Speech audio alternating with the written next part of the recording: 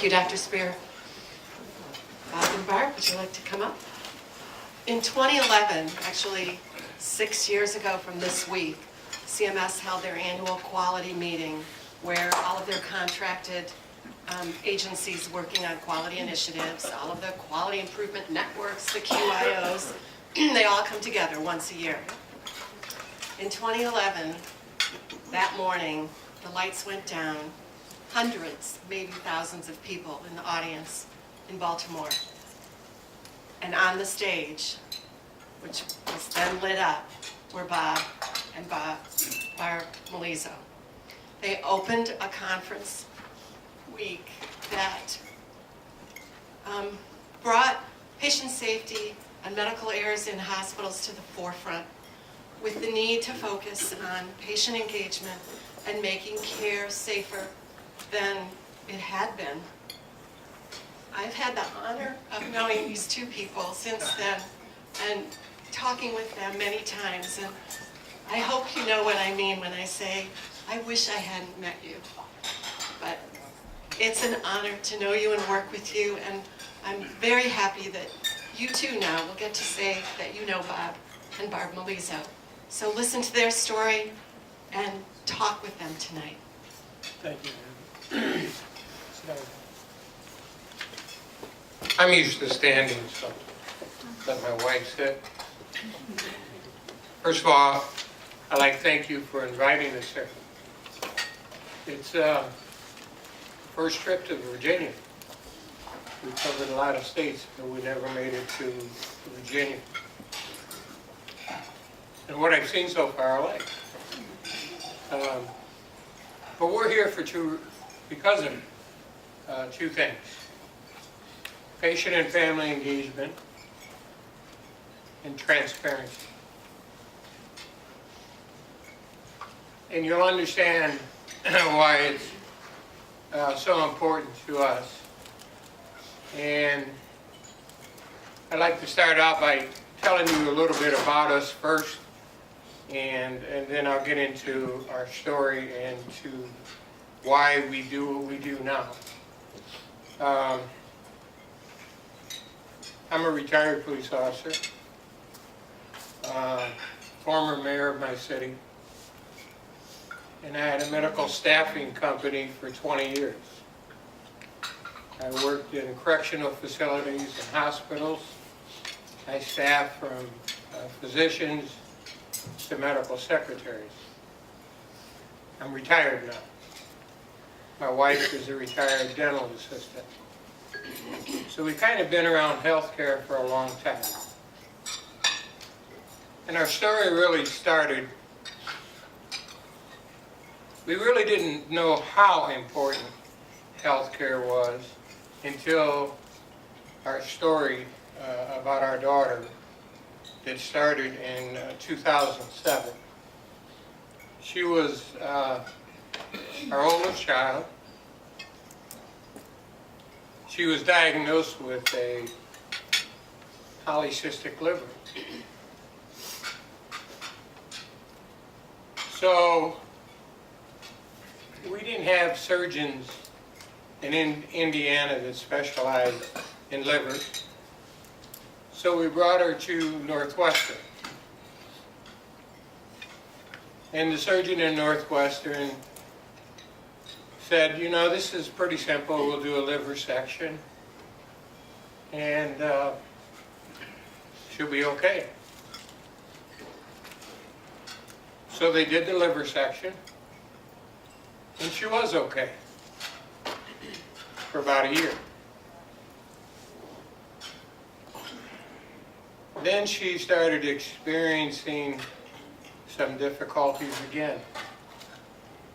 So she contacted Northwestern to set up an appointment with the surgeon. That he had moved on to another hospital in Wisconsin. They recommended a surgeon that was at UIC Hospital, University of Illinois, Chicago. since they didn't have a surgeon that was specialized in liver transplants and liver.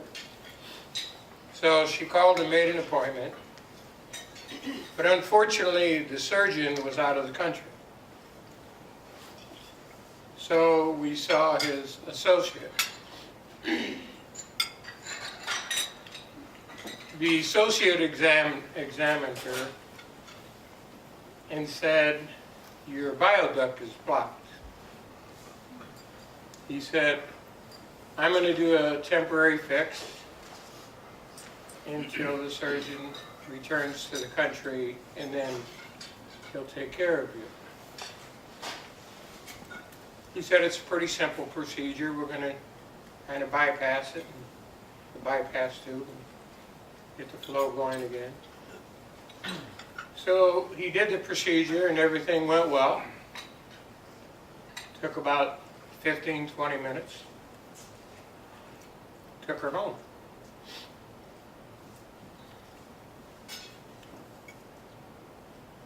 About 2 weeks later, she started experiencing the same problem. So she called back to UIC. The associate said, "Come on back." He said, "Apparently that tube is blocked and we need to change it." She said, "Okay." She said, "But I have some concerns. First time you did this procedure, I woke up halfway through the procedure.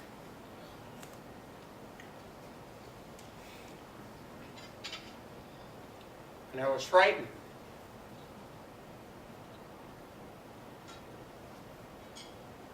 He said, "Don't worry. We'll have an anesthesiologist there. It won't happen again."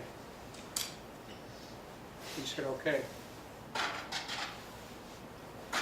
So we checked her into the hospital on her youngest daughter's first birthday. She had 2 children. One age 7 and one 1. And as I said, she went in on her first birthday.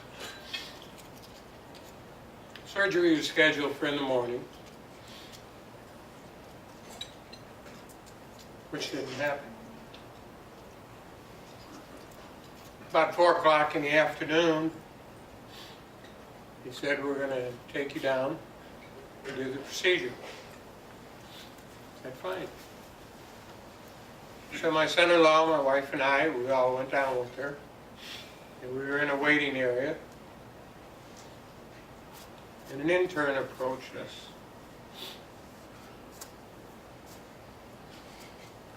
He said, "If you want an anesthesiologist, it's going to be about 3 to 4 more hours."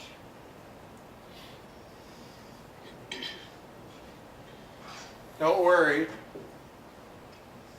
We'll give you enough sedation. You won't wake up."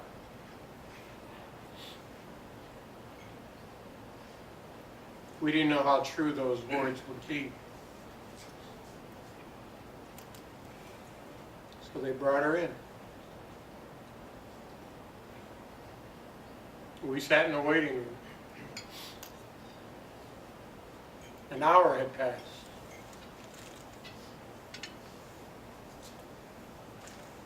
We're talking amongst ourselves, and we said, "What's going on? It's taking an awful long time, this procedure." About that time, the doctor came out and he said, "I'd like to talk to you." Which is normal. We said, "Fine." So we followed him into another room, and as he was walking through the door, he said, "Everything went terribly wrong. Your daughter had a heart attack.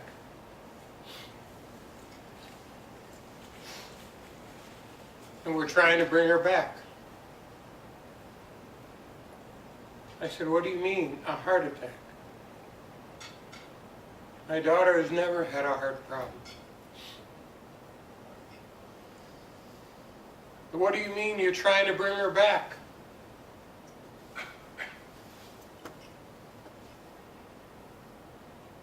He said, I have to go back into the operating room. And he left. So we sat there and wondered what was going on. About 20 minutes later, we saw them wheeling her from that room, and they told us that they were taking her up to ICU.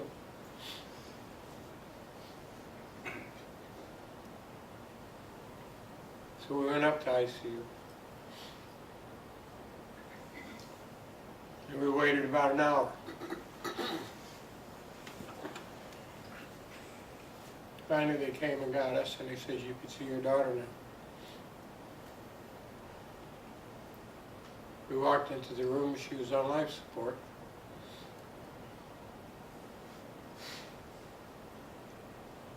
What's going on?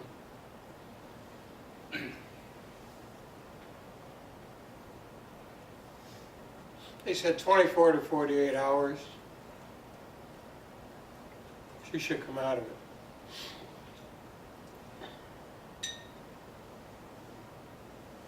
What happened? Now she had a heart attack. I said, I can't buy that. So we waited for 3 days.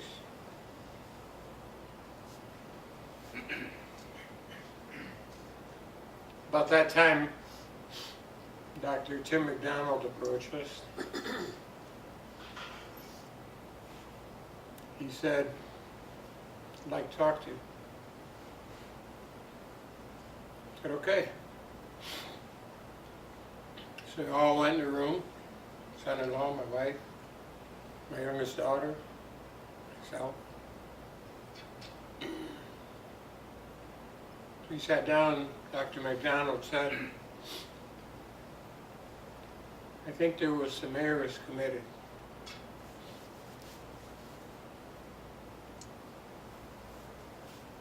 And we committed those errors.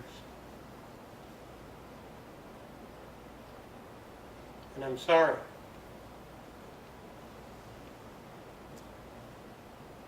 I said, what do you mean by errors? He says, I have to investigate further. He said, I'll be back to you in a couple of days. Okay.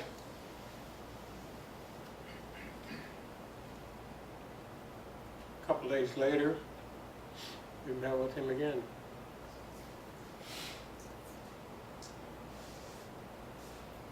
He said it was our fault.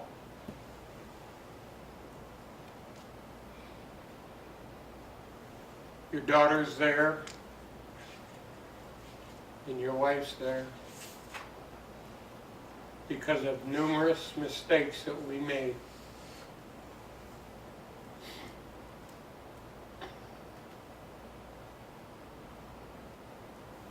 One of them was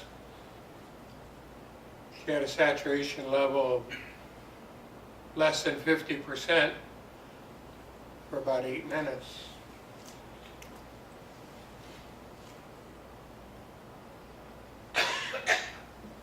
He said, I'm here. It's my fault. I'm in charge of anesthesiology. I said, it can't be your fault, you weren't there. But now what? It's been 5 days now. What about our daughter?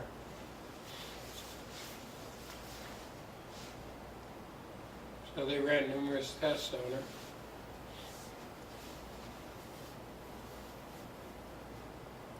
She had so much brain damage she couldn't sustain herself off of life support.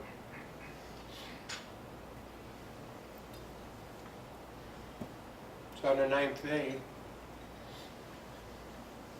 we had to make a decision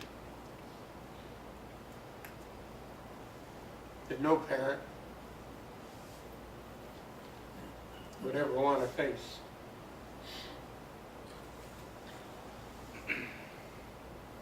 April 25th of 2008, our daughter expired, leaving behind 2 children, a husband, a new home.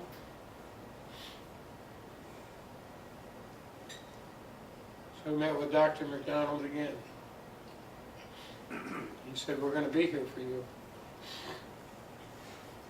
Whatever you need, we're here. We're here to help you. And we can't apologize enough. And he was. For a year, he kept in contact with us. And I told him in the last meeting, I said, something has to change. Healthcare has to change. This should never happen. And I want to do something about it to make sure it changes. You feel well enough? Yeah. My wife's been a little sick, so I don't know if That she... cold. I hope you can hear me. As Bob said, Dr. McDonald said that he would stay in touch with us, and which he did. He would call every couple months, wanting to know how we were doing, how my son-in-law was doing, the girls, and that. And it did help, because it wasn't like he just said, I'm sorry, and he forgot about us. He didn't. He was there. And that is really why I do what I do, is because if it wasn't for transparency, the honesty, and he had to look us in the face and tell us what happened, you don't hear that. At least back then, you didn't hear of it. Even when we would tell the rest of the family and our friends, they said, no, you got to be kidding. They never admit when they're wrong, but they did. And they did really early on. And that's what's given me the courage to go on and tell the story, as hard as it is, because you have to relive it every time. But when somebody is really honest with you, you can't be mad at them, because they're honest with you. I mean, the pain is still there. The anger is really kind of gone.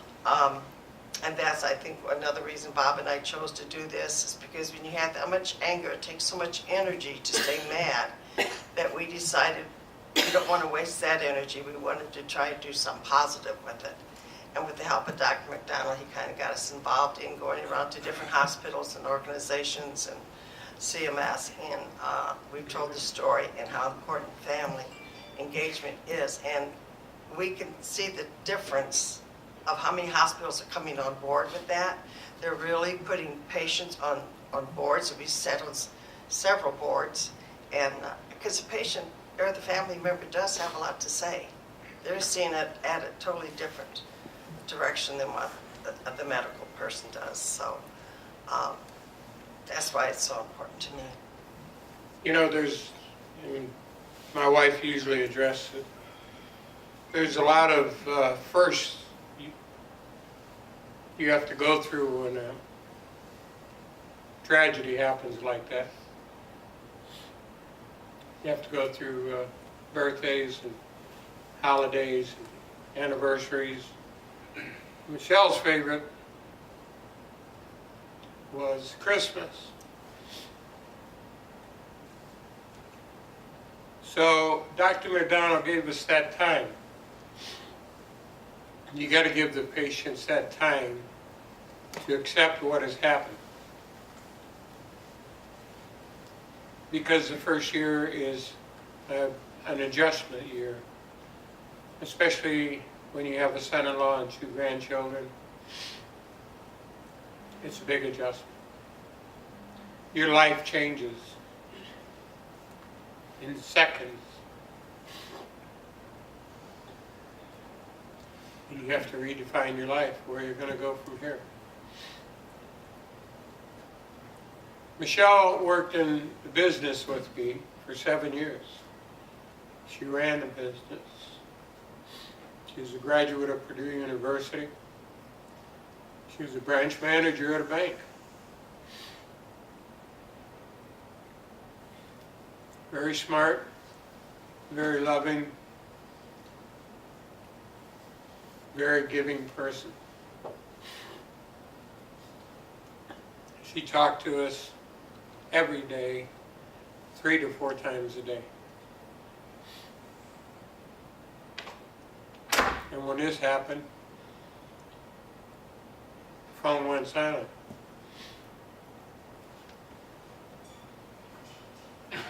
So, and Dr. McDonald then approached us after about a year, and we sat down with him and my son-in-law.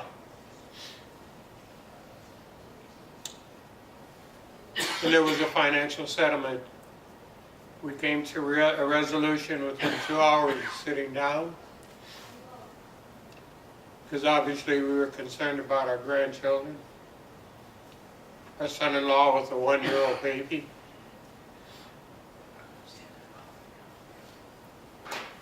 They couldn't have done enough for us.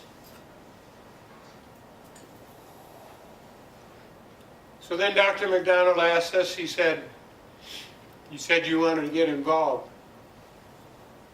You want healthcare to change.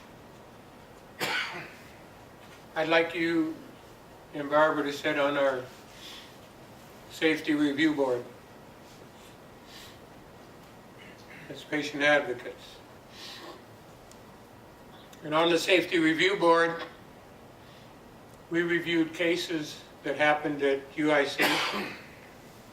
We reviewed cases that happened at other hospitals across the country. And we would check our policies and procedures to see if they were adequate. And if they weren't, we changed them. That was the start for us on the Safety Review Board. 2011, then we were asked to speak at CMS conference. We met with Secretary Sebelius. That's when they started an initiative to reduce errors in hospital by 40%, readmissions by 20%. I said, that's all well and good, but I'm here for safety. I'm here for transparency.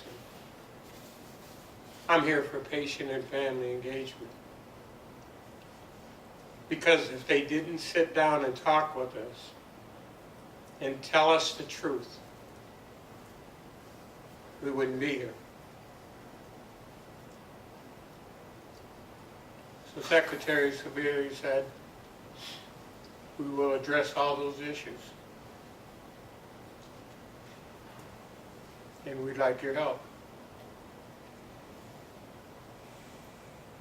So since that time, we've traveled the country. We sit on boards at MedStar Health Systems in Baltimore. They have 11 hospitals and 300 ambulatory care units.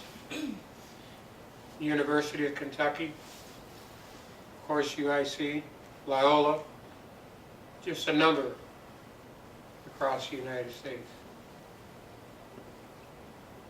And we've seen the change in healthcare. It's been a big culture change, and it's still a culture change for some hospitals.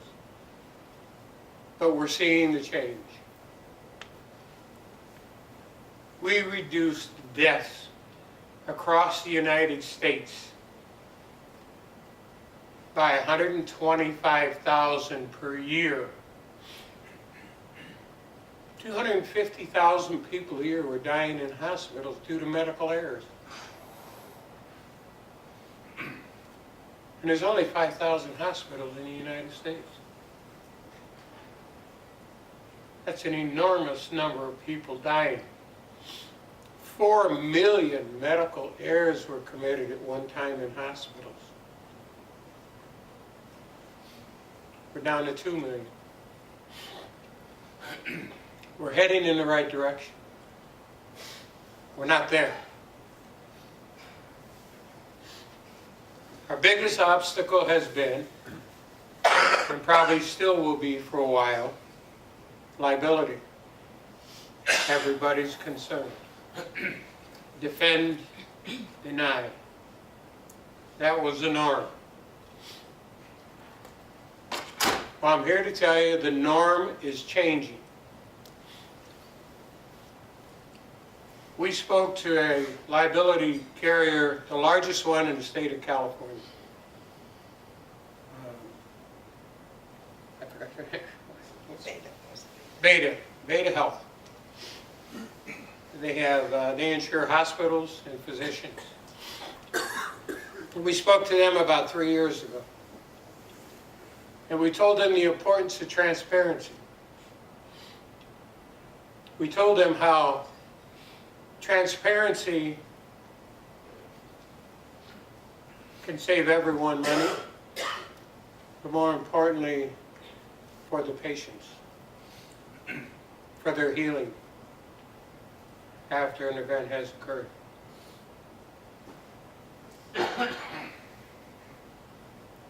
Beta has decided anyone that participates in transparency, and it's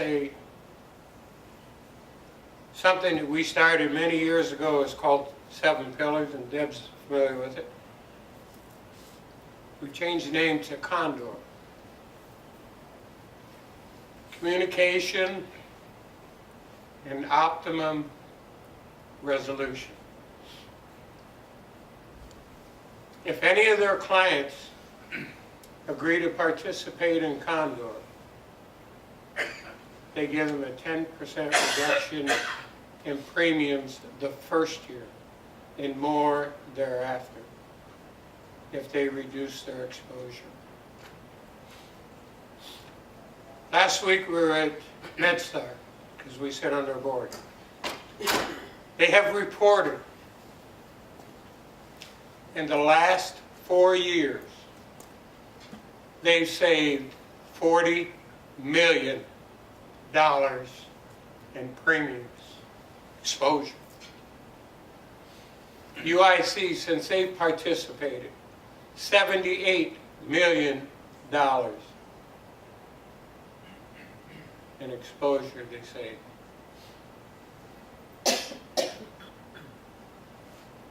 Transparency helps everyone. But it's the right thing to do.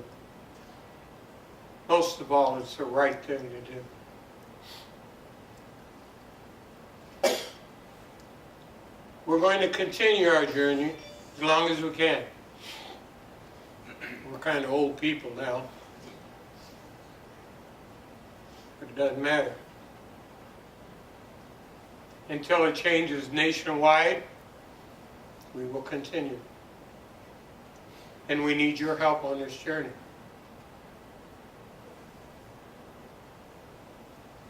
We need you to really participate in the patient and family engagement, the safety, transparency. And you are the ones that could do it. I could talk about it, you could do it. And we're here tonight to ask you for your help in changing healthcare culture from what it was. Thank you.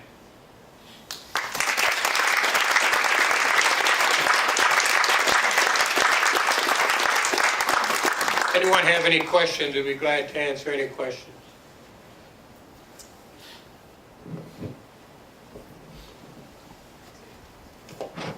I'm Paul France. Alan asked me to make some comments as a surgeon, as an administrator, and as a human being. I'm not sure that all of those are aren't mutually exclusive. But I want to applaud you for your efforts along that line and dissect a little bit of some of the things you said and what resonates with me. I think first of all, thank you for doing this. As an administrator and as a physician, I think that one of the people that should be singled out in this story is Dr. McDonald. Yeah. We need more people like Dr. McDonald in hospitals as administration or as section chiefs that change the culture in terms of transparency and taking ownership when an error is made, to take the ownership for that error and then determine as quickly as possible how that can be avoided in the future. I think additionally, the mission should be, there are certain things that should never happen. And that certainly is one of those. And I think that any hospital safety board will be looking at the examples that occur in other hospitals and use the lessons learned there by sharing that information with their own staff. So I'll close with that, but thank you so much for sharing that story. You know, I'd also like to thank you too. You guys have made a significant contribution in this area, and I think that you know, I'm also very sorry for your loss, but I think that, you know, through your work, you've you know, made a real difference. So I really applaud you for that.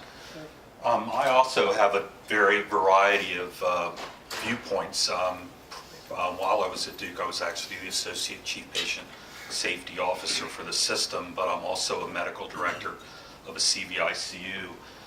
And there's so many different directions to take, you know, what you all have talked about tonight. I think transparency is key. Certainly support the Candor program. Is anybody utilizing the Candor program here?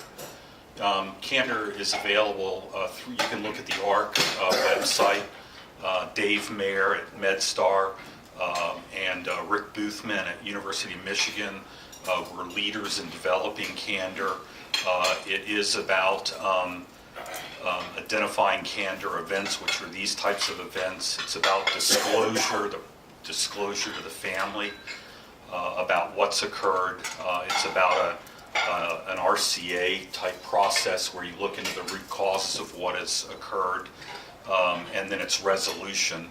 And I think, again, I agree with the comments that Dr. McDonald deserves a lot of credit in this story, and certainly I think as an organization, UIC actually has been a leader in this nationally. One of the interesting comments you made was about hospitals learning from other hospitals, and I have to say, you know, this is where there's a lot of work to be done.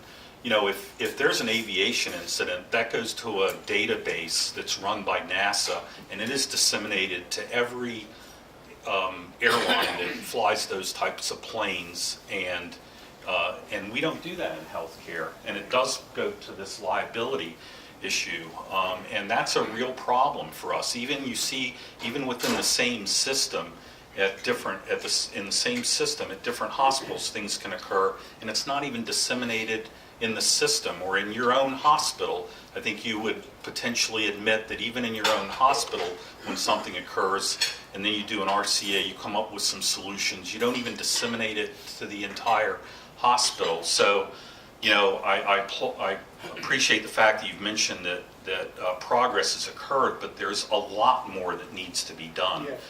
Yeah.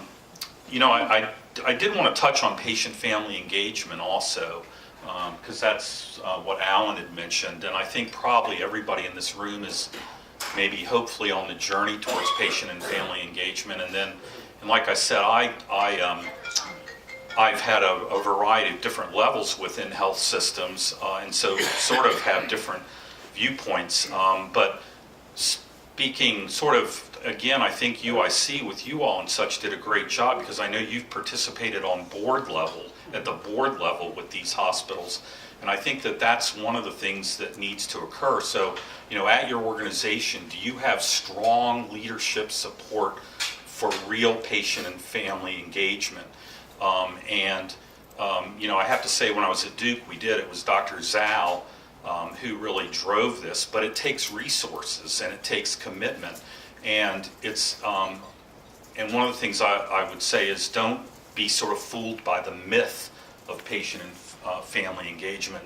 So it's not about having a PFAC that meets once a month and you go and give some presentations to the PFAC and you're checking a box, you know, and call yourself a patient and family-centered hospital. It really has to go, you know, ideally through the organization. Now, you have to start somewhere, but, you know, are there patient and family members on your board? Are there patient and family members on your quality and safety committees that are evaluating these things that have occurred? Do you have patient and family members that are accompanying your leaders while they're doing safety rounds? You know, and then there's a raft of other involvement that patients and families can have, anywhere from helping with defining mission, vision, values for your system, to planning your facilities. At Duke, we had them help design, you know, the patient rooms in the ICU. You know, one of the things to talk about at the ICU level is, you know, welcoming the families there to be present, you know, when you're rounding as a multidisciplinary team. You know, many of us know the surgeons, you know, tend to blast through at 6:30, 7 in the morning kind of thing, which is when they have time. But do you all, you know, if you have your visiting hours start at 9 o'clock, you're not encouraging those patients and families. You know, and I sort of feel stupid. I get up and I say, I do a lot of team training, and I say, patients and families are central members of our team. Well, I mean, I honestly almost feel stupid saying that, and yet there was a national cardiology meeting within the past year or so where 50% of people did not view the families as part of our team. And so, you know, and I agree with you totally. I think things are changing, but, you know, there is a tremendous amount more to be done about really changing our paradigm, shifting our models to really embrace patients and families being part of our team. You know, I'd add, unfortunately, it's not about preventing error. You know, humans make errors. We're very dependent on humans as running our systems and being part of our systems. We are going to make errors. You know, what we need to strive to do is make certain that those errors don't reach and harm our patients. Unfortunately, and even with regard to your daughter, you know, patients still die related to lack of monitoring of CO2 and oxygen levels at every, you know, in terms of post-op patients that have sleep apnea, you know, or getting narcotics. You know, we were talking about opioids earlier, but there's still are patients who die related to these issues today. And as you said, there's really, those should be never events. And my dad actually inspected nuclear power plants, and he was a hard ass. And when he found a safety issue, he would shut a plant down, and it would cost hundreds of thousands of dollars a day, but they stayed closed until they fixed the problem. And one of the things I see in healthcare is that we lack some urgency about truly fixing our problems. So that's a little, probably, I hate to be so passionate about it, but just some thoughts based on what you all have said. But I thank you so much again, because, you know, I'm a big believer in data, but I can tell you that stories are powerful. You combine your story, data, you know, and then you move mountains. So thank you so much. Thank you. There's a couple of things I want to add. Does anyone participate in Project Achieve? Kentucky University has what they call Project Achieve. And it's a federally funded project. And what it is, it's a transition from a hospital to a nursing home, or a transition from a hospital to home. And it's a questionnaire that's been set up for the caretakers to fill out, so we know if they are adequate enough to take care of that patient. And if there's a problem, what do we need to do to address that problem if that caretaker can't provide the needs? So it's open to anyone at Kentucky University across the United States. But I want to add one thing in Michelle's case. when they were operating on her, there was a nurse that was in charge of monitoring her vitals. And the nurse got sidetracked. And that's when Michelle got into trouble. And the doctor didn't realize she was in trouble until her body started responding to a lack of oxygen. They called in an emergency response team. Called the code blue. 12 people responded. No one checked for a heartbeat. 12 people. They were looking at a monitor that was showing electrical impulses.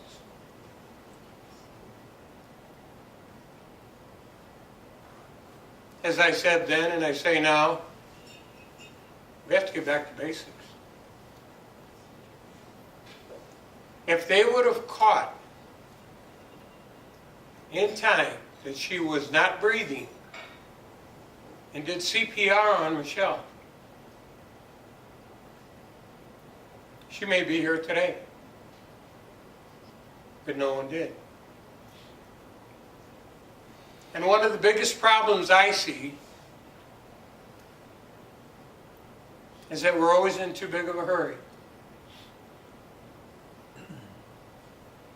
We always need to see 10 more patients. Or maybe we need to do 3 more operations this week to support our lifestyle. We need to slow down. We need to slow down. The one thing that I push for, and we're starting to see in universities, is more of the patient and family engagement. Now I'm pushing for a finance class, so our medical students know what to do when they get out of school and start working. How to live within their means, so they don't have to see 10 more patients, so they don't have to do 3 more surgeries. So we need to slow down.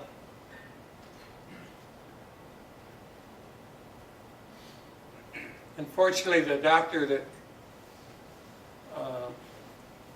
operated on Michelle, it was like 5:30 and he was in a hurry to get out because he had, and we heard him say, a dinner to go to. So that kind of leads us to believe that maybe he was in too big of a hurry and he didn't pay attention to what he was doing.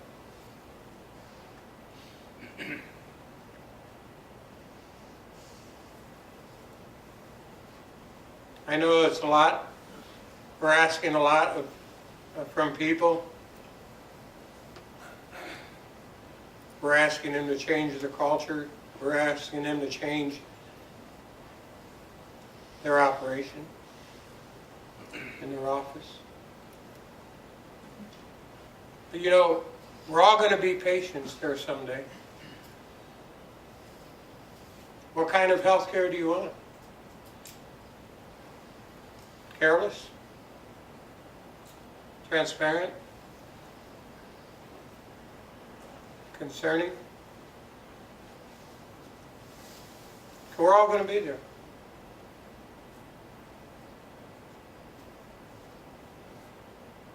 Once again, thank you. Thank you so much for listening to us. We appreciate it.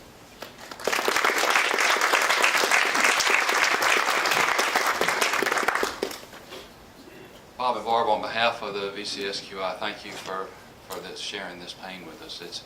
It's not going to bring your daughter back, and it didn't happen 9 years ago. It happened just, the last 20 minutes, and that was very obvious. And I think each of us are touched by all of this, not just some of this. I can't speak for the other hospitals. I can just speak for ours. And I'm embarrassed to say that, no, we don't have patient advocacy in our Heart Institute and safety rounds. Dr. Murphy's done a great job, and he has safety rounds, but do we have the family engagement that we should have had over 40 years, and we haven't, but we will. difference from 250,000 people that die or 125,000 that you've impacted on. And it may, even if it's one, it will be worth it. We met a year ago, and Debbie shared your story or part of it with us, and we've had Kevin Lobdell from North Carolina and then Juan Sanchez from Baltimore that have talked on numerous occasions about safety events. And it grabbed us, but we then leave the meeting, what do we do differently? And so I think that the charge in the new year will be doing something differently. And that's really what you had wanted to hear as you leave. You know, So thank and you. I applaud you're going to do that because, you know, patient advocates bring a different perspective. You're so close sometimes to medicine, you don't see the obvious. And I'm just going to cite one example that happened on the Safety Review Board. And it was such a simple fix to us. But the hospital didn't grasp it at first. There was a child who was a Jehovah's Witness who was in the hospital, the UIC. And the parents did not want a blood transfusion of that child. 3 o'clock in the morning, a nurse, could have been on a double, who knows? But it was 3 o'clock in the morning. She looked at the chart, and she saw the blood transfusion chart. She didn't read the bottom of the chart where it said no blood transfusion because it was all done very small. So she ordered a blood transfusion. So at the safety review meeting, they said, well, we did everything right. She signed off. You know, the nurse, you know, she just didn't do what she was supposed to do. I said, why are you putting it on the nurse? Do you ever think of maybe color coding? Like red means no blood transfusion, the whole chart. And green means blood transfusion, have them sign off. Either way. Just change the color of the paper.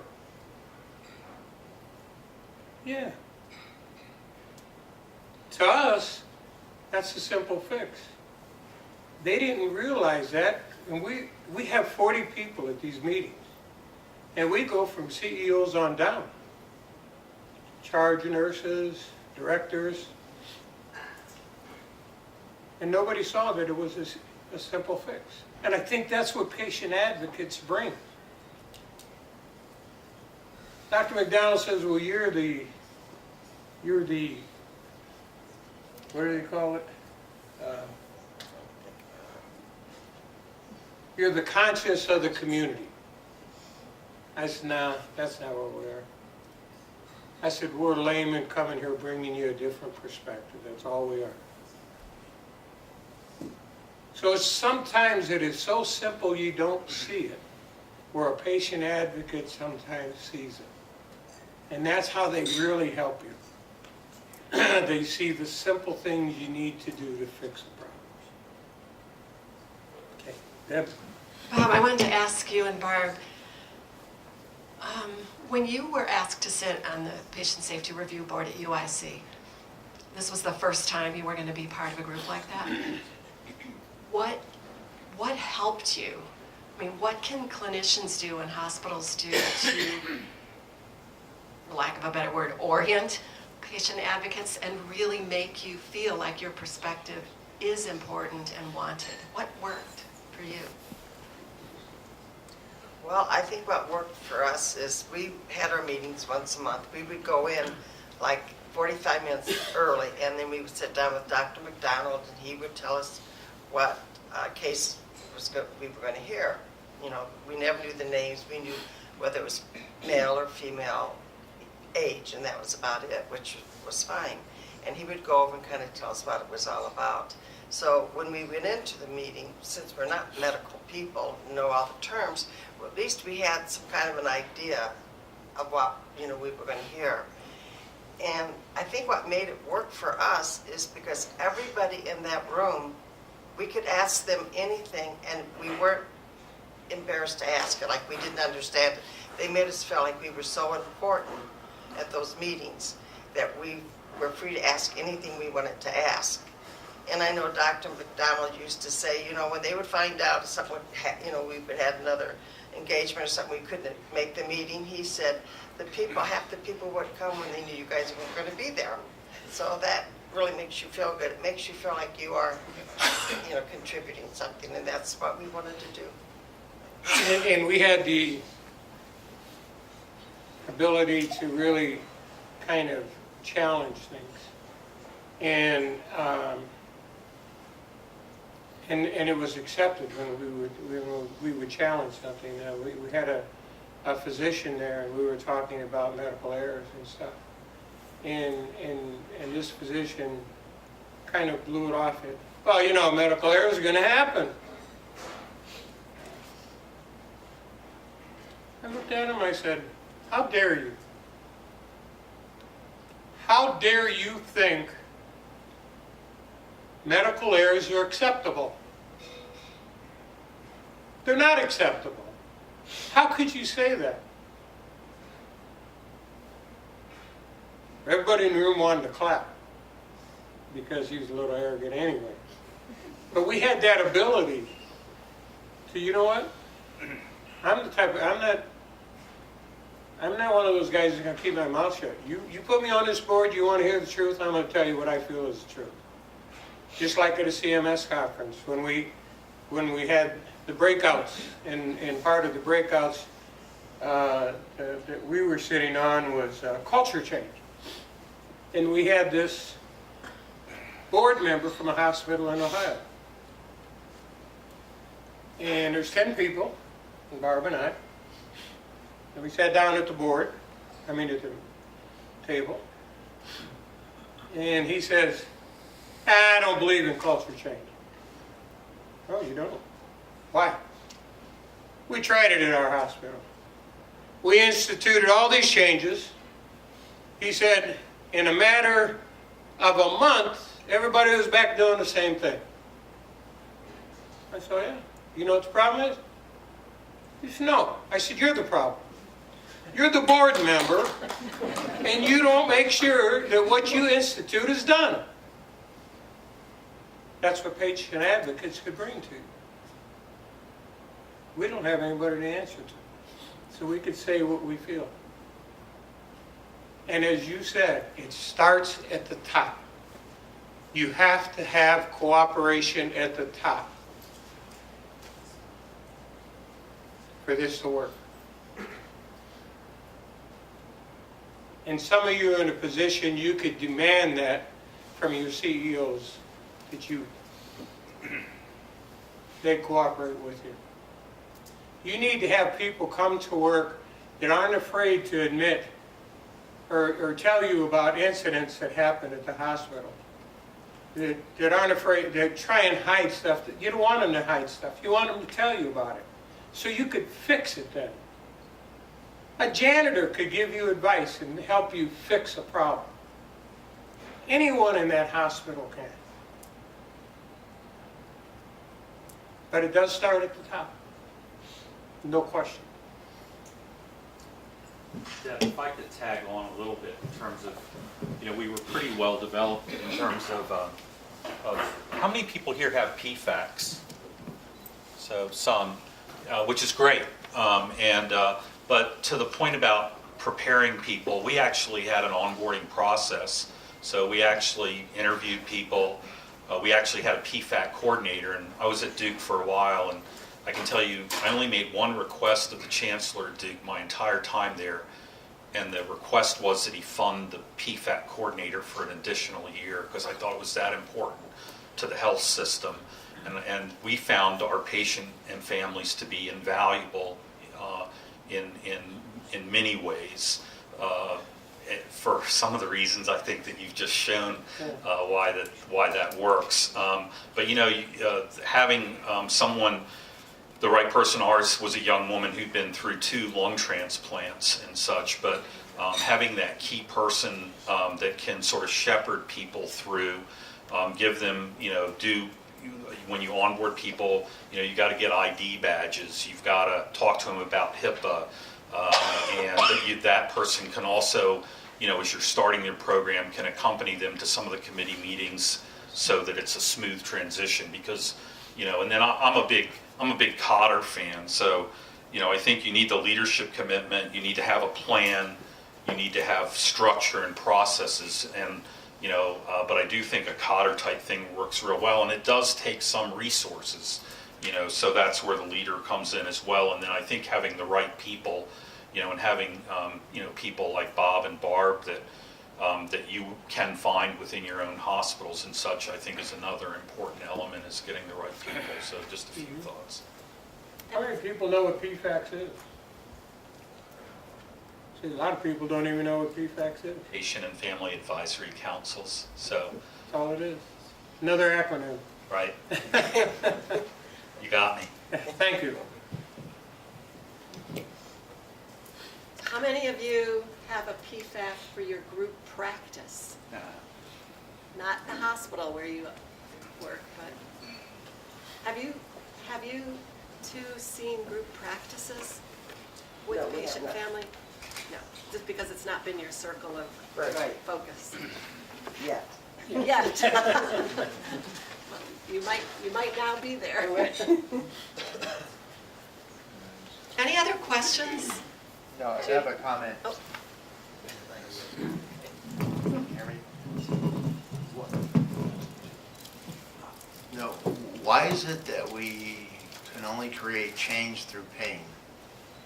You have done an incredible job in creating change through pain, but why is it that we can't, as a medical community, get with it, get with the program, and realize that we don't have to put you two through what you went through? I mean, I congratulate both of you on that. You are phenomenal. I've heard you talk before, and I've heard you talk tonight, and you always make me cry. Thank you for having us. We think it's that important. And as you said, when we look at the airline industry, like what was just brought up, they strive for safety. They strive for safety. People wouldn't fly if they didn't feel safe. Why do we have people not feel safe in a hospital? You go to a hospital to be healed. You don't go to a hospital to be harmed. So why? Why hasn't healthcare picked up on the same thing the airlines are doing across the country? And I think they're starting to get it. I think we're on the road in the right direction, but we still have a long way to go. I agree. Do we need a plane crash to make change? We have one a day. Huh? We have one a day, Yeah. the equivalent. So the failure rate in airlines is 10 to the minus 7. So 1 in a million, 1 in 10 million deaths for airlines. Healthcare, we're somewhere around 1 in 600, maybe 1 in 1,000. So we're talking about a 10 to the minus 2, 10 to the minus 3 rate. So we're not even in the same zip code in terms of reliability. Why? What are you doing to change that? I think, that's a great question. So there's a whole litany of answers to what you're talking about. I think patient and family engagement is part of it. I think that, honestly, we need to move from root cause analysis to being more proactive in terms of how we do healthcare. So we need to be looking at our high-risk processes. If you want to start someplace in your hospitals, look at your procedural areas that aren't associated with the operating room. Places like GI labs, your Cathy PIR labs, and post-operative units where people are on narcotics that may have sleep apnea, and on and on. And I think part of it is culture, part of it is that there are a belief that some harm, some errors will occur. I think this more proactive approach is very important. It's not clear whether we're on the right path with what we're doing, and we're just several years behind aviation. I'm a big believer in simulation. we don't do enough simulation in healthcare. You know, Winchester was talking about basically low fidelity simulation to practice these things. If you're in an airline, you're practicing. And one of the things that airlines have done a little better job of is flattening the hierarchy around safety, where everybody in the cockpit feels empowered to speak up and raise a safety issue. We tend not to have that psychological safety always in healthcare. So there's a lot of stuff that needs to be done. Some of it is around liability. I wish to heck nationally we could get legislation to allow us to have that same safety reporting nationally that they do in aviation, because we could learn from each other. But it doesn't get spread the way it needs to in terms of learning from each other. Those are some things. National Data Bank. I mean, Yeah. they have to rethink about who actually goes into that data bank. That's a big concern for physicians, and I understand that, and I get it. And, you know, physicians are going to make mistakes. But what's a determinant for what goes into the National Data Bank? We don't want to ruin someone's career who did accidentally make a mistake. We have to understand that's going to happen. But we just don't throw everybody in the National Data Bank that commits an error. I mean, and that's one of the fears. But, you know, some of that has to do with us. I mean, we're idiots. I can tell you, and we're talking about pain, and we're talking about the things that define my career. I remember that a moment in time when I was walking by an ICU, and they were calling a code on a patient that was not my patient, and they thought that the patient was fibrillating, but in fact, the patient was given 20 times bolus of potassium.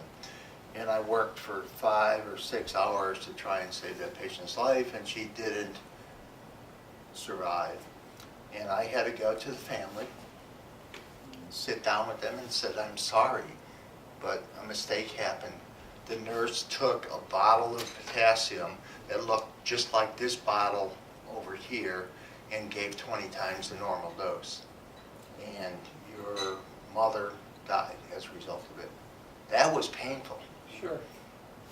I'm sure you could probably realize that, but some of it, you know, some of the pain in that nurse had to go through, you know, a retribution process and reinstitutionalization, education process, but it wasn't her fault. It was my fault. It was my fault, or the pharmacy's fault, because the bottles looked identical.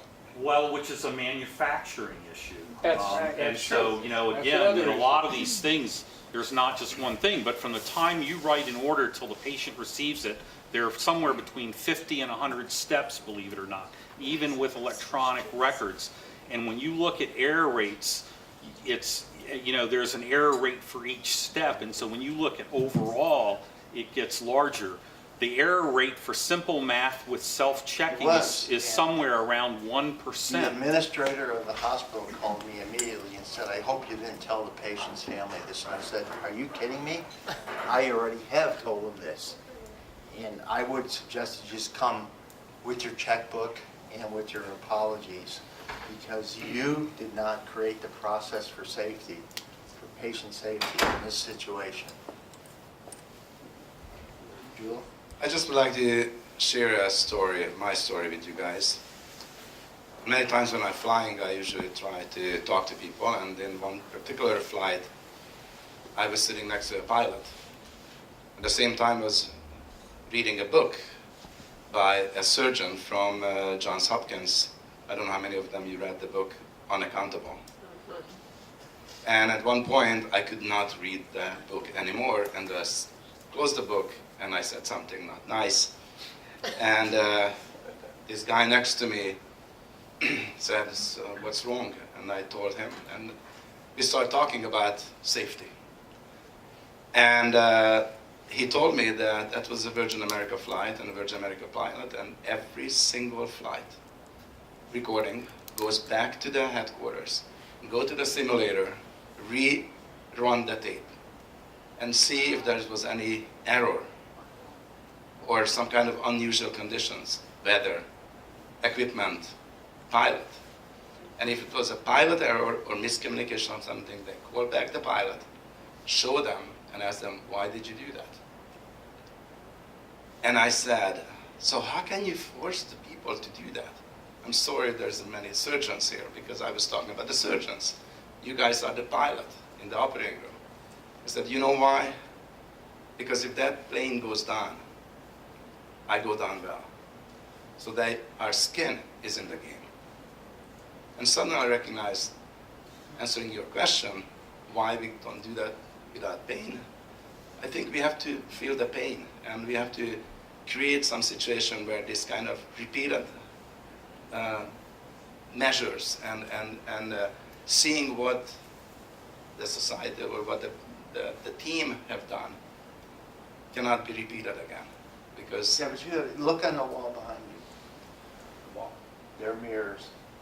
You wake up in the morning, you look into the mirror, and you decide whether you've done a good job the night before or the day before with your patients. Yeah. And if you can't say that, if you can't look and see in your face that you did something perfectly right, then you need to go back to your educational enterprise. And I agree, but the one thing which I learned from that one thing is important. They don't have the chance to look at the mirror next morning.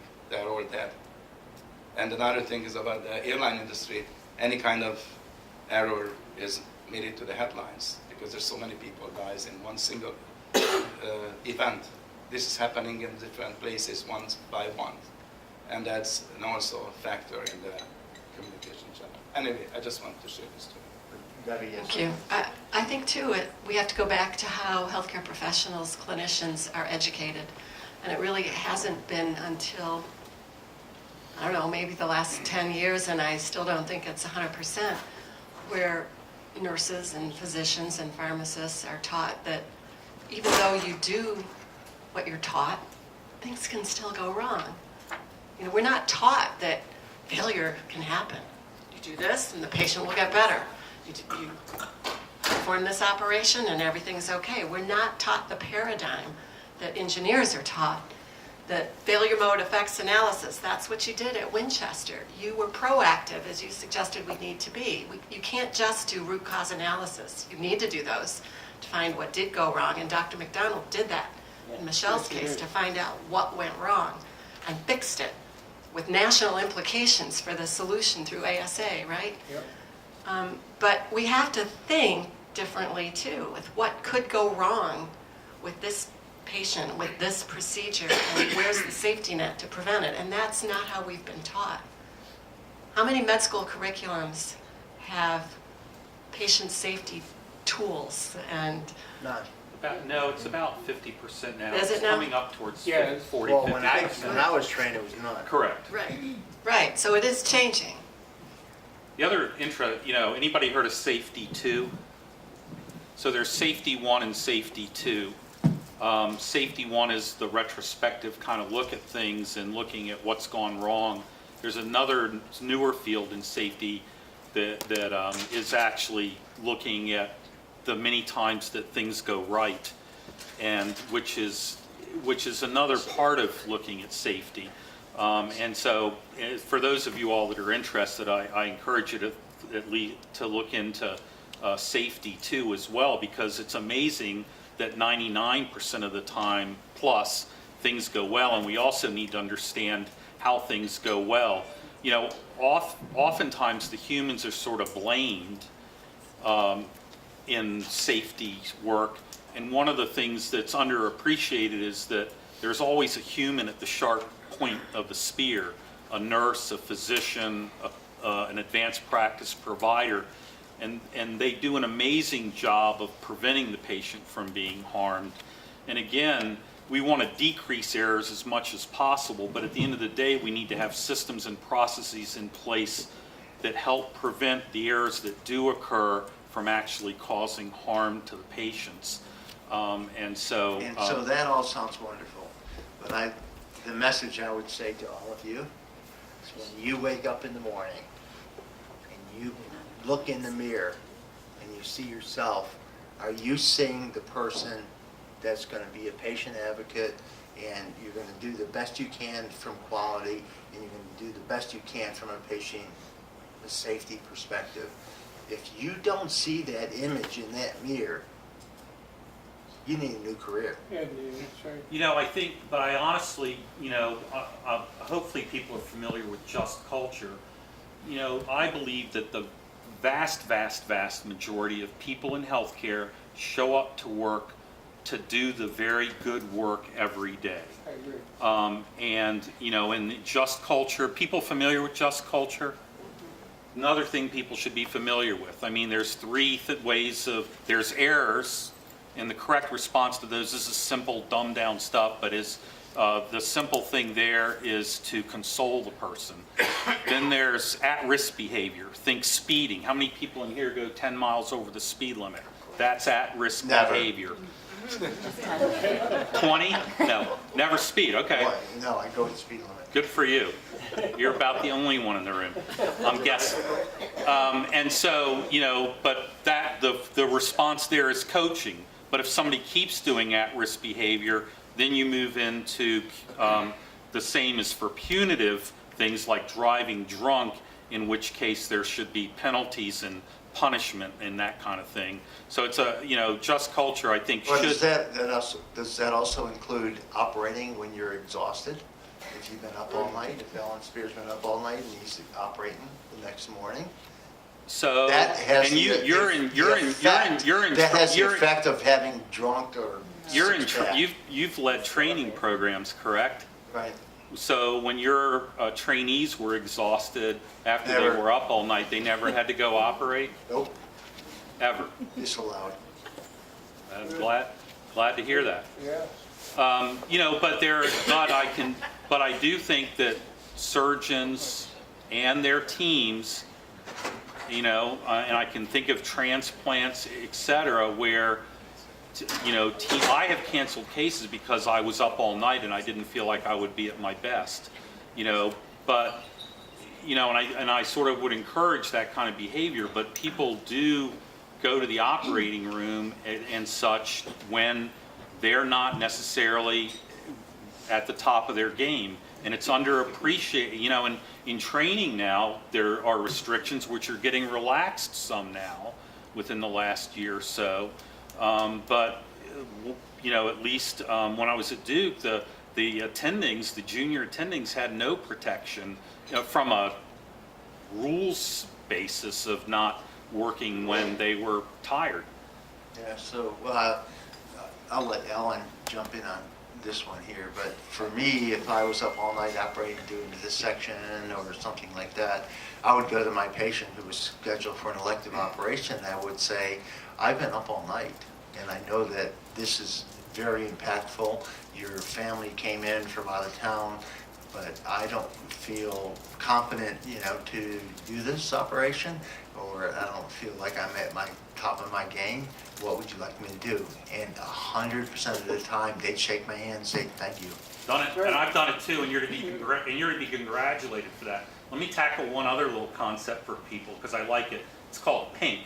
It's procedural, intentional, non-compliance. So not following the policies. And it happens, so it's workarounds. And, you know, when we look at our nurses in the cardiac arenas, think about this, we are constantly adding tasks and things for them to do. How often do we take things away from them? And so a lot of what we need to ask, you know, is, you know, and so when something bad happens because a policy wasn't followed, part of what we need to look at is why weren't those things followed? Why wasn't it done? And not settle for the simple answer that it wasn't done, because oftentimes those workarounds exist because there's poor processes in place to start with, or there's such, you know, it's that old story of the factory that would close down if they followed every single rule, because there's not, you know, not enough hours in the day to do things as the policies are designed. I mean, I can think back to my time at Duke. We had a 10-page chest tube policy. You know, 10 pages about a chest tube. But aren't you part of the problem?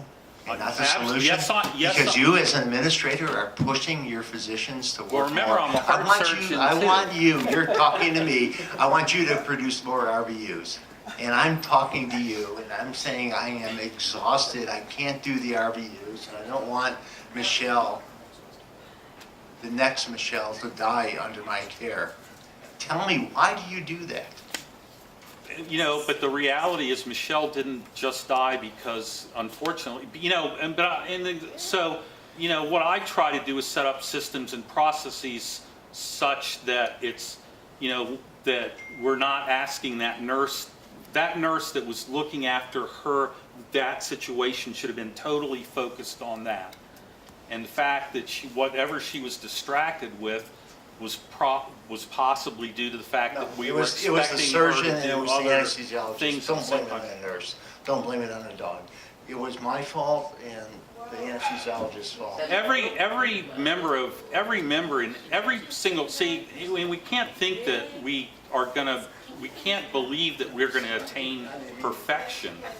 I don't think we can believe that we're gonna attain perfection. That's not the goal, because we're gonna fall short of that. So I'd like to say something, okay? I want to make this statement. Nurses are 100% responsible for their practice and what they do and what care they do. And I've been a nurse for a long time, decades, and I do think it's important to realize that one of the issues that we have is distraction in safety. And I've seen this, I've worked in cath labs all across the state of Virginia, and I can tell you there are times when the person that is doing circulating and sedation can be distracted. But it's a commonly accepted practice. It's what you talked about a moment ago, is we normalize the deviation. And I think that's a huge issue. One of the things I think that would speak to what our guest speakers were talking about this evening, we need to start acting like safety is as important as the medicine we give, you know, as the holding the pressure on the groin, as identifying the right site surgery. And you remember, there's been a lot of resistance to all of those things. But we need to start acting like safety is just as important as any one of those things. And one way to do that is to start, when we walk into a situation with a patient, is expect that something is not right. And part of our job is to ferret that out and make sure it doesn't happen. And I understand, I applaud the anesthesiologist that came and talked to you all. But it's everybody in that room that's laying a hand on that patient is responsible for what happens in that. It's not a me or a you or a them or a they. You know, I understand that, you know, the physician is the commander of the ship, but they also have to rely on me as the first lieutenant to do what I'm supposed to do and do what I'm trained to do and to raise the flag if something isn't going right. So I think culturally, we all have to feel empowered, and we have to empower our staff to say, wait a minute. Okay, we skipped this step. I mean, that's what Jula was just saying that they did in the airline. Wait a minute, you skipped this step. We've got to go back and do that. And why can't we have at the end of interactions, at the end of our surgery time or our time in the cath lab, and say, did anyone see any safety steps that we could have done better on or something we could have noticed?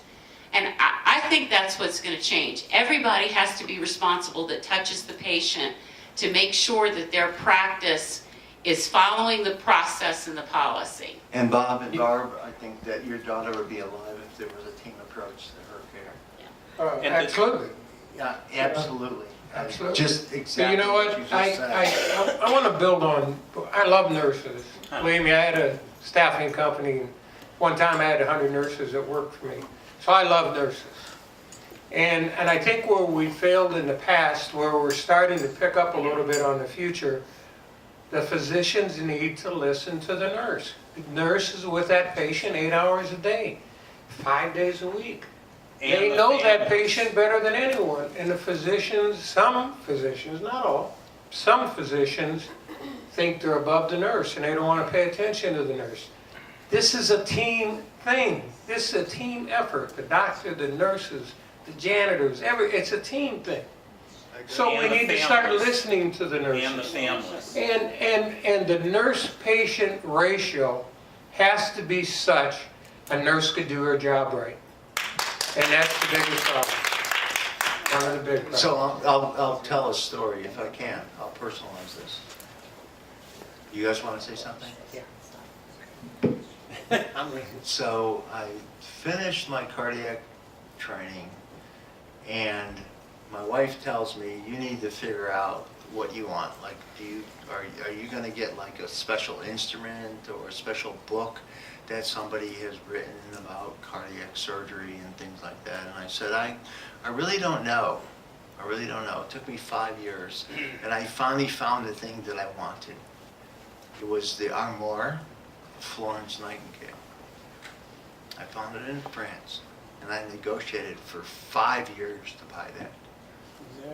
And it's in my bedroom, and every day I woke up, her clothes were on the left and right side of the mirror that I looked myself into. I said that the most important thing in my life will probably be the nurses that work with me, and not my partners. That's true. And it's very true. I'm going to build on one more thing that you said. Well, of course, as a nurse, I agree, people should listen to us. But the only person who's with the patient all the time is the patient. And it's another reason to engage that patient at the bedside and the family members. They're the ones who are going to say, that's not the pill my husband took 8 hours ago. Or, what do you mean I'm getting a shot of insulin? I'm not diabetic. So it's another reason to include the patient voice at the bedside more than ever before. They can stop that error. But the family as well. Well, of course, the family too, but, and these days, if you're a patient in the hospital, you might not be able to advocate for yourself because you got to be pretty sick to be in the hospital, right? But you might be the last link in the chain, that last piece of Swiss cheese that stops the error. Well, no, I mean, it gets, it's ordered, it gets through pharmacy, it gets to the nurse, with medication as an example. So let me say this.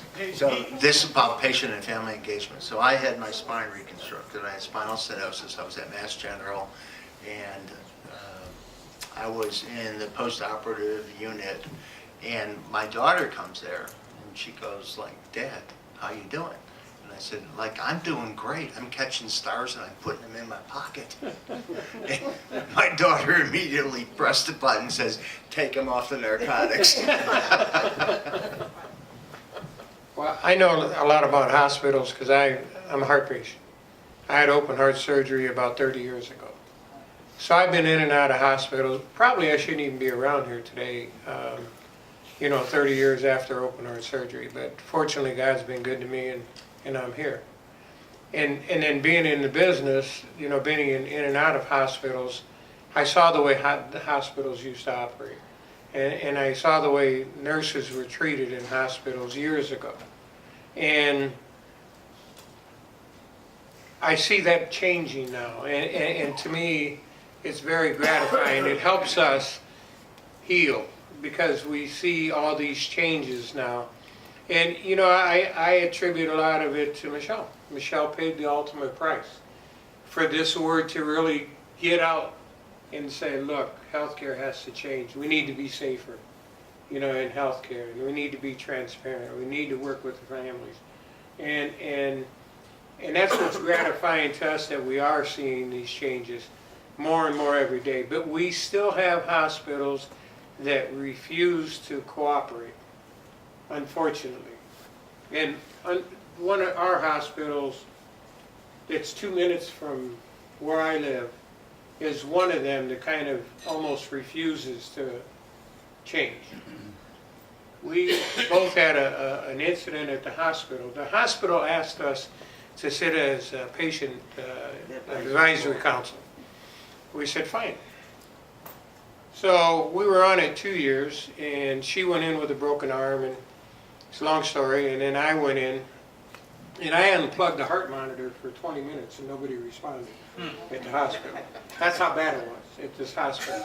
So when I was in the hospital at that time, the lady that was in charge of the advisory council came to see me and I said, Dee, I got a couple good things at the next meeting and I want to talk about.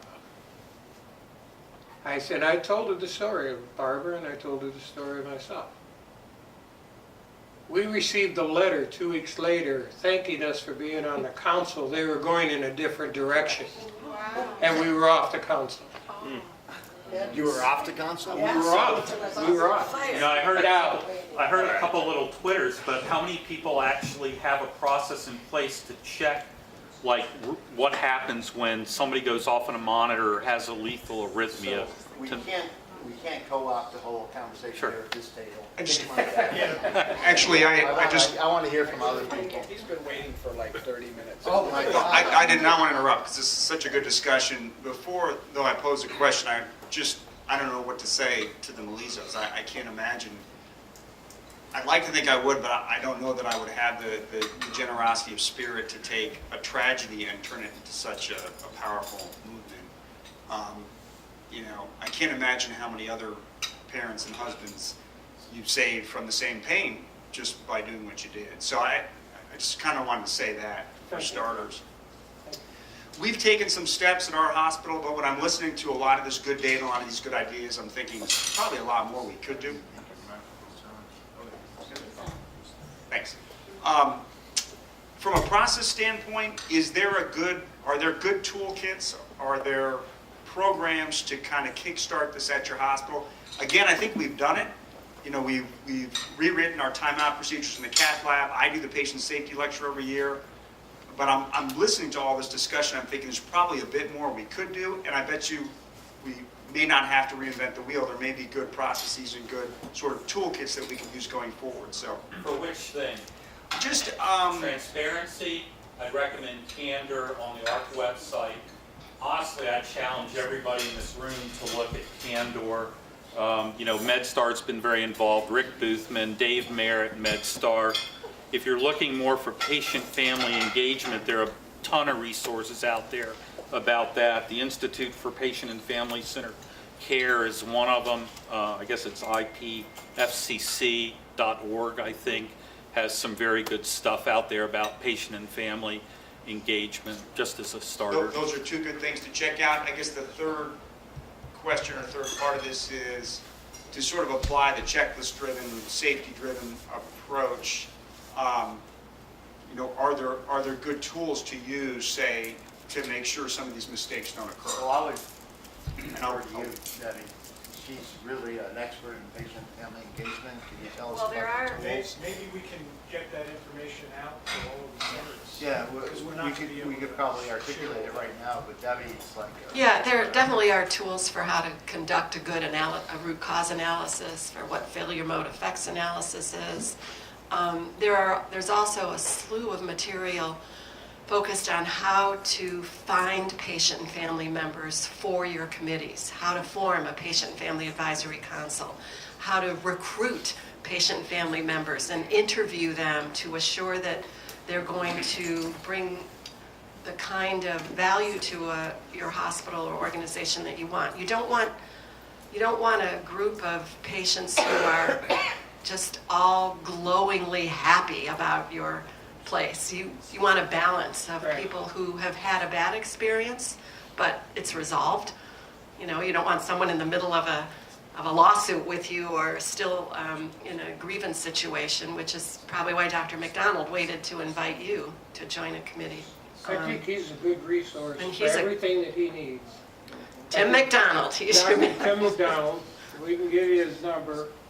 He can cover anything you want when it comes to it. But we have a voice here, right? He just got back from Cudahy. He built a hospital in Cudahy. He was there for 3 years. And they instituted Candor and patient and family engagement in Cudahy. I mean, this thing is going, this is worldwide stuff. This is not just here. No, Yeah. I agree with you. There's globalization of patient safety and globalization of making sure that we're taking care of patients in the right way. We're engaging families. It's there. It's That's out right. there everywhere. Everywhere. I interviewed 7 ministers of health around the country, around the world, and everybody's on the same Yes. page. They want patients and families to be engaged. We spoke to a group, we had 13 different countries represented, is that what it was? 13 different countries on patient and family engagement. So it's worldwide. This is not just here. I mean, it's worldwide. And Tim McDonald is probably the expert in helping you, as has been mentioned a number of times, in anything you need to do at your hospital. He's the guy you want to contact. He's the guy you want to bring in. And he's dedicated his life to this now. He's retired, basically, and this is all that he does now. Yeah, no, it's interesting because my youngest daughter is interested in going into medicine. She's getting a master's degree at Boston University, and she and I had a very long conversation over the weekend about the globalization of the care for patients and our sensitivity to making sure that they were treated effectively and appropriately across the world. Let me just interject here. No, you can't. Again, You gotta let her- wait a second, Jeff. I mean, you talked enough. At some point, and thank you for everybody's input, and particularly yours, but I think what we're hearing is we wanted to stimulate the conversation, which is not to diminish. If this wasn't any stimulation, this was the real deal. But I think we've also heard the need for resources. And yes, they're on the website, but Murph, maybe you and Debbie could get together and come up with some, a bib or just resources that could be made available on both the website, but also send it out to the individual institutions and the database managers that could disseminate it within our institutions. And then people could avail themselves of that as they choose. And what they may need for some hospitals may be further along than others, but we've got a long way to go, despite having a great resource sitting right in front of us for all these years that we haven't taken advantage of. But I think there was one more question, and then we can wrap it up. Chris? It's a little bit different of a question, but I wondered in that first year that the sensitivity they had to wait that first year, and he's calling you every couple of months, that how, like as nurses and as caregivers, you can't just say how you doing, or what words did people actually say to you that were meaningful and comforting and not trite? And because when you're on the other side of this, I'm not, if I was the nurse who gave the potassium, I'm not sure I could continue being a nurse. I don't know, what do we say, what words did people say to you, how did people address you that was meaningful and comforting and not trivializing what you've been through, but not putting you on a spot?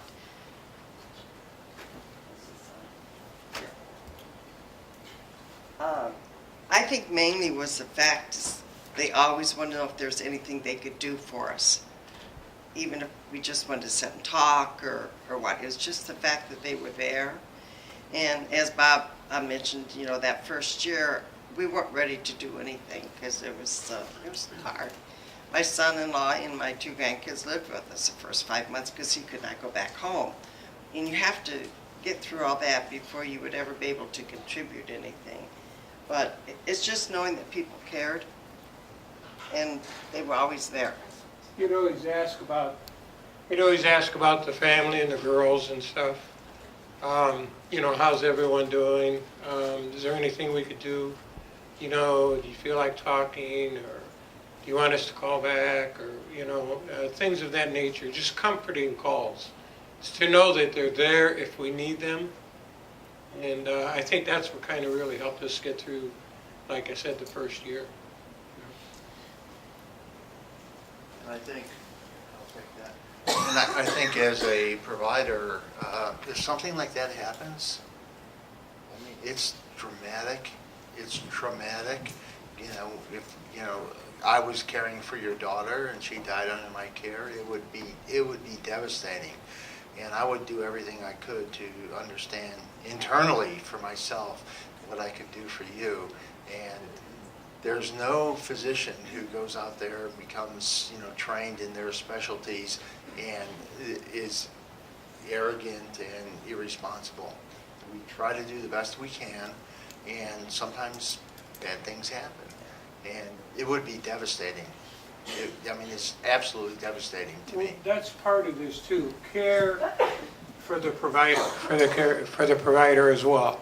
We know that somebody doesn't intentionally do something to hurt someone, and we know how it affects them. And they need help too. It's not just us.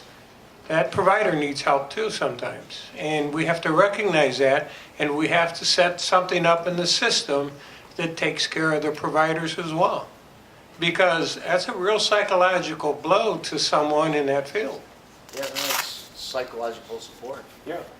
Or if you have one To more me, thing. when we do something like that. I'm glad he mentioned that point, because I think as organizations, we do not generally do a good job of supporting our team members that are involved in these situations, and they do need help for the reason that you said. So as you go back home, think about that for your organization, and really providing help to those team members is critical. You think when Ellen has a bad result, that he doesn't go home and it impacts him and it affects him the next morning? He wakes up the next day and he thinks about that? Hell no. Well, we all do. We all do. It's tough. It's tough to operate Yes, it on is. patients and have a patient die. It's really impactful to me personally. I just want to mention one thing too with the caregiver. While we were waiting for our daughter, the nurse that was in there that got distracted came screaming out of that room, running down the hall, and she's never been back. I have that picture in my mind. I'll never get out of it. So, she was harmed as much as we were harmed. So, that's why it is so important that there is help for the caregiver too. All right. Well, let me again thank you from the bottom of our hearts, and thank all of you for being here and participating. I think this was a true group effort, and we'd like to keep in touch with you. And I'd like to give you a follow-up for what we do, Okay. because I think it's going to stimulate a lot of responses. But We're here to help any way we can. thank you very much. Thank you all.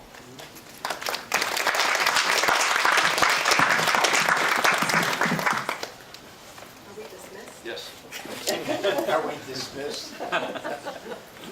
This is not school. Oh, yes, it is.